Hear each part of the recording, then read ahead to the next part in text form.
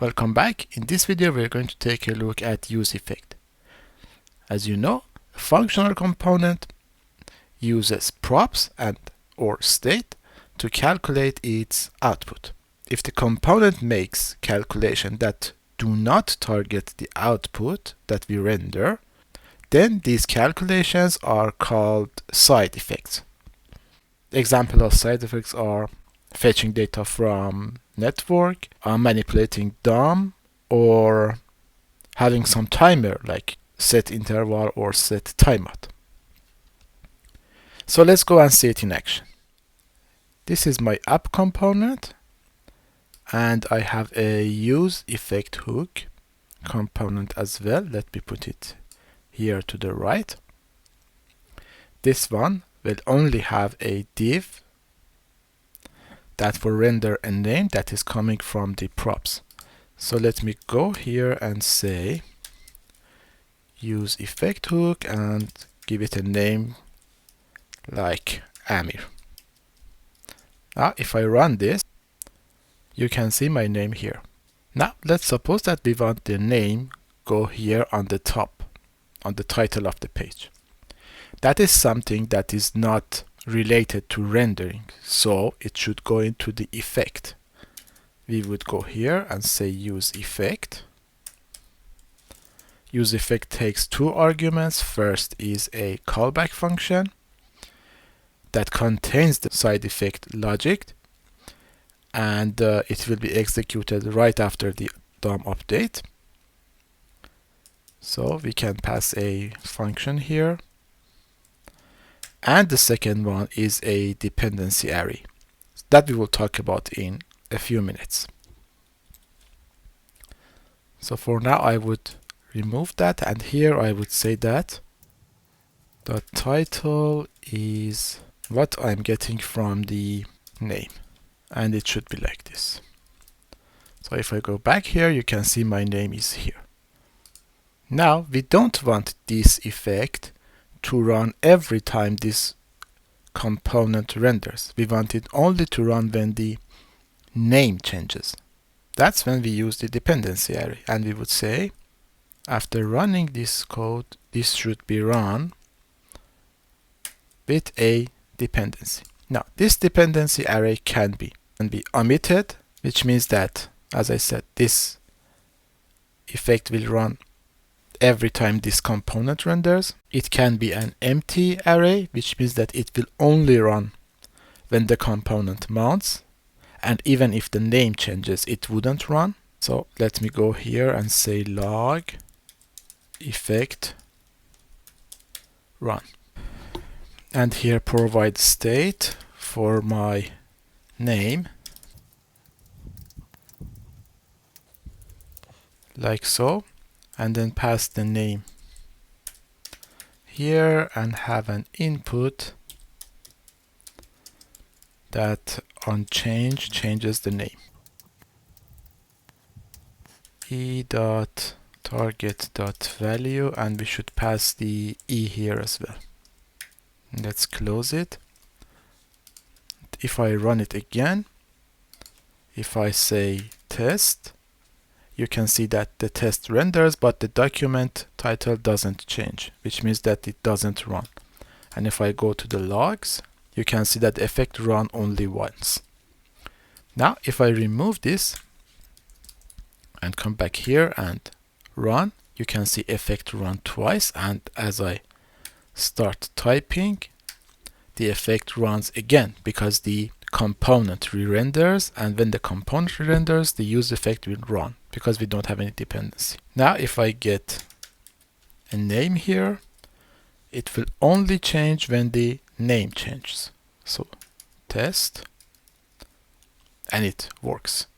Now another thing that the useEffect has is a cleanup function, which is very useful. So for example, if we have a timer here, and when we leave the component we want the timer to go away, being deleted, or we have a socket that we want to close when this component closes, that's when we use the cleanup function.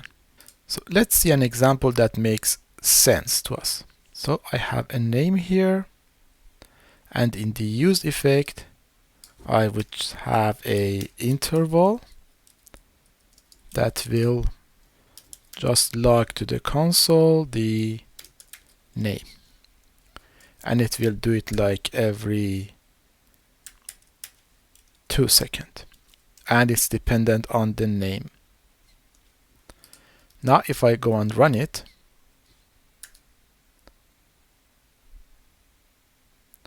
you can see that every 2 seconds the name is run. And it's twice because the interval was once set up when the component render, and when the name changed, the interval was run once again. So if I go here and say T,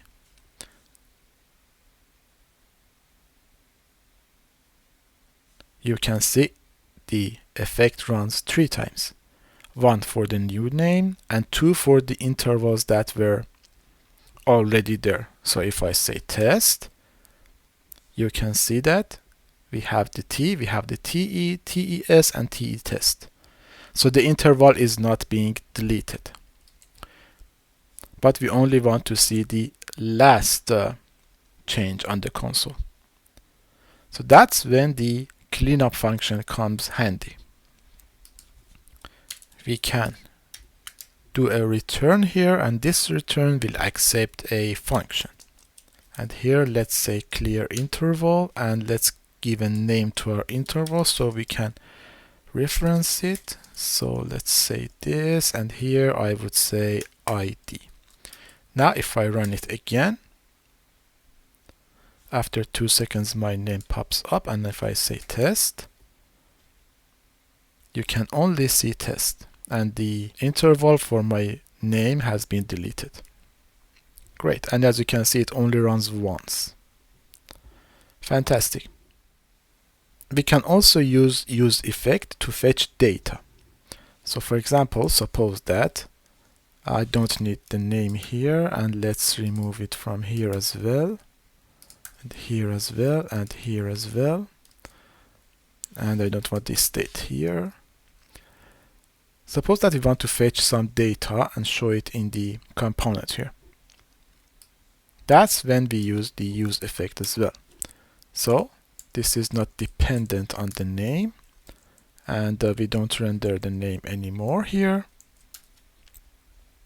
And this should only run once when the component renders. Suppose we are going to get the list of users. First I would define a state, and let's leave it at empty. And here in the useEffect, I would define the function get users or fetch users, and this function will get the response from a fetch request to a URL, and we would convert it to JSON using rest.json, and then in the end we would set the users based on that JSON value, and it will re-render when the users has come and this set users has run. So I can go here and then get the users and map them to whatever I like. So for example, user, and then just show the name here, div, and the user.name that already exists on the user. And of course I need to run it here as well. So this was about the effect hook, one of the most important and powerful hooks that we have in the React. Thank you for watching, and see you in the next video.